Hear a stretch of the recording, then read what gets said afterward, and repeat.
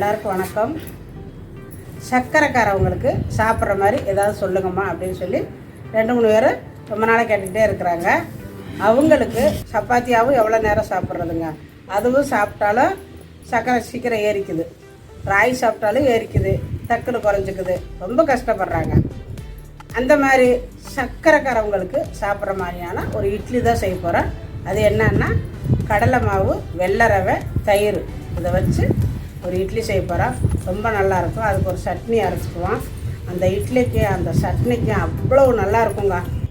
Diet follow பண்ணுறவங்க இந்த மாதிரி இட்லி எல்லாம் நிறைய சாப்பிட வேண்டாம் அப்படின்னு நினைக்கிறவங்க கூட இந்த மாதிரி இட்லி செஞ்சு சாப்பிட்டிங்கன்னா கம்மியாகவும் ஹெல்த்தியாகவும் சாப்பிட்ட மாதிரி இருக்கும். ஸோ நிறைய டயட்டுக்கும் வந்து இந்த இட்லி ரொம்ப யூஸ்ஃபுல்லாக இருக்கும், உதவும். இப்போ ஒரு பவுல் எடுத்துருக்குறேன்.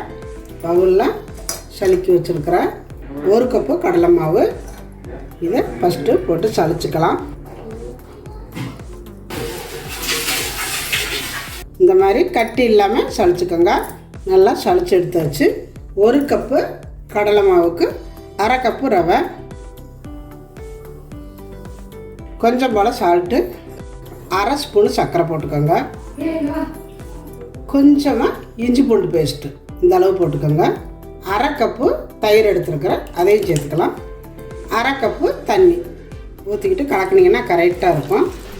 ஊற்றிட்டு இந்த மாதிரி டிஸ்க் வச்சு கலக்கிங்க. நல்லா கலக்கிட்டு இப்போ இதில் கொஞ்சம் போல் ஈனோவுக்கு பதிலாக நீங்கள் சமையல் சோடை போடுறதுனால போட்டுக்கலாம். நான் வந்து ஈனோ போட்டிருக்கிறேன்.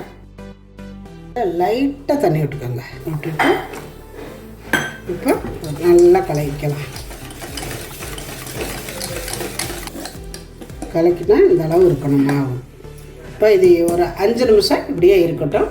இப்போ அடுப்பு பற்ற வச்சுட்ருக்குறேன். இல்லை வானொலி வச்சுருக்குறேன். இதுக்கு இட்லிக்கு ஒரு தாளித்து போட்டுக்கணும். பாத்திரம் காய்ஞ்சது கொஞ்சம் போல் எண்ணெய் விட்டுக்கலாம். எண்ணெய் காய்ஞ்சது கொஞ்சம் போல் கடுகு உளுந்து பருப்பு, கடுகு வெடிச்சது கொஞ்சம் போல் சீரகம், கொஞ்சமாக கருவேப்பிலை, கொஞ்சம் போல் இஞ்சி பூண்டு பேஸ்ட்டு, குட்டியாக 2 பச்சை மிளகா கட் பண்ணி வச்சுருக்கிறேன், அதையும் சேர்த்துக்கலாம். சேர்த்துட்டு நல்லா சூடு பண்ணி கலக்கி வச்சுக்கோங்க. இதில் கொஞ்சம் போல் பெருங்காயம்,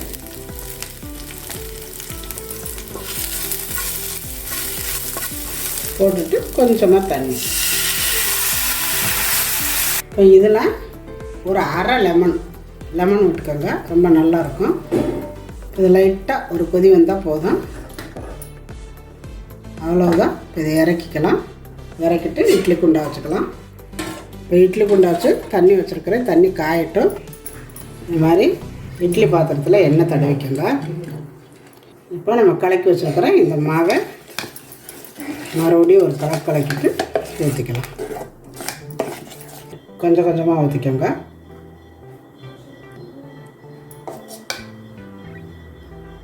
நான் சின்ன கப்பால் எடுத்தேன். 1 கப்பு கரெக்டாக 8 இட்லி வருது பாருங்கள். அவ்வளோதான். தண்ணி காய்ஞ்சிட்ருக்கு. இதை நம்ம எப்போவுமே எவ்வளோ நேரம் வேக வைப்போமோ அந்த அளவு இருந்தால் போதும். எனக்கு வந்து நான் 2 தட்டில் தான் ஊற்றிருக்கிறேன். அதனால் எனக்கு வந்து 5 நிமிஷம் இருந்தாலே போதும். இப்போ நான் வேகட்டும் காட்டுறேன். இப்போ இந்த இட்லிக்கு ஒரு சட்னி அரைச்சிக்கலாம். 3 பச்சை மிளகாய், இந்த அளவு இஞ்சி போட்டுக்கிறேன், கொஞ்சமாக புளி போட்டுக்கோங்க, 2 பல்லு பூண்டு, சால்ட்டு, 1 கை பொட்டுக்கடலை, 1 கைப்பிடி கொத்தமல்லி சேர்த்துக்கலாம். கொஞ்சம் போல் தயிர் விட்டு அரைச்சிங்கன்னா ரொம்ப நல்லாயிருக்கும் இந்த சட்னி. இதை அரைச்சிக்கலாம். இப்போ அரைச்சிக்கிட்டு வந்தாச்சு. நல்லா நைஸாக அரைச்சிக்கணும்.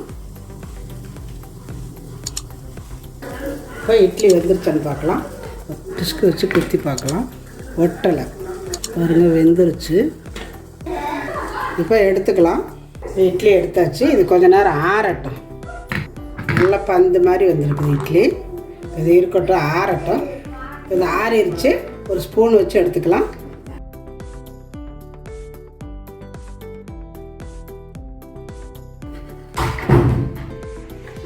இப்போ இட்லி எடுத்து வச்சுட்டு நம்ம தாளித்து வச்சோம் பார்த்திங்களா, இந்த தாளிப்பை இதில் சேர்த்துக்கணும். ரொம்ப வாசமாக இருக்கும். கருவேப்பிலை, பச்சை மிளகாய், இஞ்சி பூண்டு, பெருங்காயம், அவ்வளோ நல்லாயிருக்கும் இந்த இட்லிக்கு.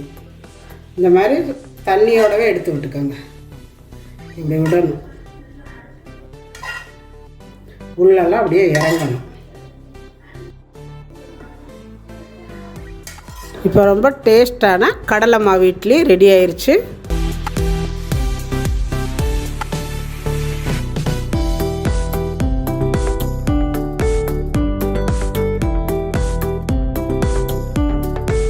இப்போ பாருங்கள், கடலை மாவு இட்லி, கடலை மாவு வெள்ளை ரவை இட்லி சூப்பராக ரெடி ஆயிடுச்சு.